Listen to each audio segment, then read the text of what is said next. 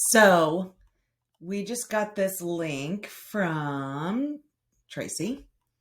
And I noticed, don't forget to make a copy when you get there. So as I make changes, if somebody else is in it, it's like you're sharing a design. It's a live design.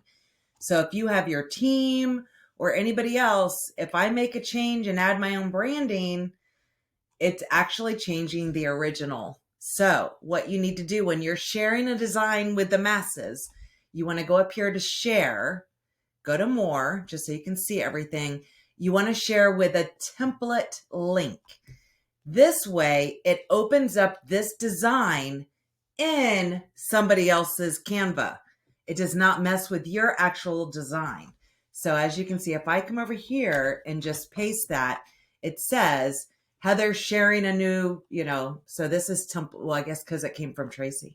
So I can use this template as a design, and now it's mine. I can do whatever I want. Nobody else is going to see it or anything like that. So make sure when you're sharing designs, because I had to learn that the hard way as well, is it got all crazy, is sharing a template link. That way it just opens up in somebody else's Canva and doesn't touch your original design. So hopefully that helps.